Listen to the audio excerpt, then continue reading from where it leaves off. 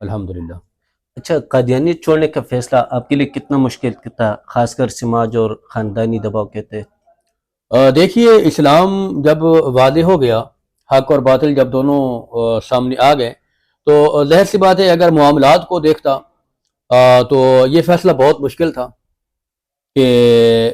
ایک طرف سارا خاندان ہے،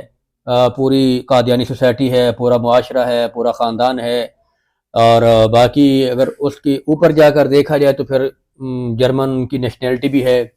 باقی قادیانی کی طرف سے مراعات بھی ہیں، اور بھی دنیا گزارنے کے لیے بہت ساری فیسلٹیز ہیں، لیکن دوسری طرف اسلام ہے۔ تو بہرحال جب میں نے اس چیز کا فیصلہ کیا تو ایک لمحہ کے لیے بھی یہ نہیں سوچا کہ اگر میں اسلام قبول کرتا ہوں تو یہ ساری چیزیں مجھے چھوڑنا پڑیں گی، اور مجھے یقین تھا کیونکہ اسلام دراصل قربانی کا نام ہے، اور صحابہ کرام کی زندگیاں میرے سامنے تھی۔ اسلام میں مطلب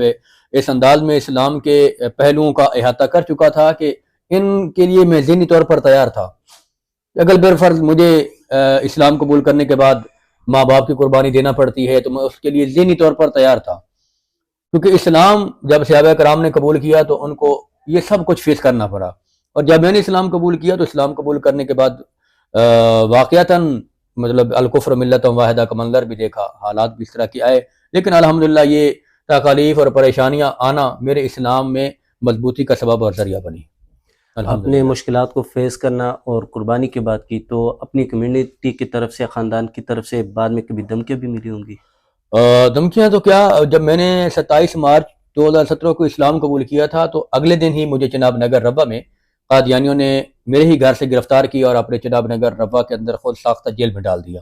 یہ بات بھی آپ کے توسط سے، آپ کے اس چینل کے ذریعہ سے اور آپ کے اس انٹرویو کے ذریعہ سے دنیا کے سامنے عیاں کرنا چاہتا ہوں کہ اس وقت پاکستان میں ایک چھوٹا اسرائیل پروان چڑھ چکا ہے، اور پاکستان میں ریاست کے اندر ریاست قائم کی جا چکی ہے، اور بدقسمتی کے ساتھ کس ملک پاکستان میں آئین اور قانون نافذ کرنے والے ادارے کبھی ان کو نہیں پوچھتے۔ وہ جو بھی اسلام قبول کرتے ہیں اس کے اوپر جو بھی ظلم ستم کرتے ہیں، ان کے اوپر قانون نافذ کرنے والے ادارے کبھی بھی گرفت نہیں کرتے۔ میرے ساتھ بھی ایسا ہوا، اپنے جیل خانے کے اندر انہوں نے ڈال دیا، ہر طرح کا ظلم و ستم سہا، لیکن اللہ کے فضل و کرم سے الحمدللہ اللہ نے دین اسلام پر استقامت دی، اور پھر اس کے بعد قادیانیوں نے 2018 میں میرے اوپر مطلب دہشت گردی کی FIR بھی کروائی، ریٹ بھی کی، جنگ سینٹر جیل بھی گیا، اور وہاں سے پھر مولانا الیاس چنوٹی حفظہ اللہ تعالیٰ اور مولانا معاویہ اعظم صاحب، ان حضرات نے بڑی میری سپورٹ کی، میرے مکمل کیس کی پیروی کی، اور پھر 2018 میں ہی میں مطلب 4-5 ماہ کے بعد الحمدللہ ہائی کورٹ سے باعزت بری ہوا الحمدللہ۔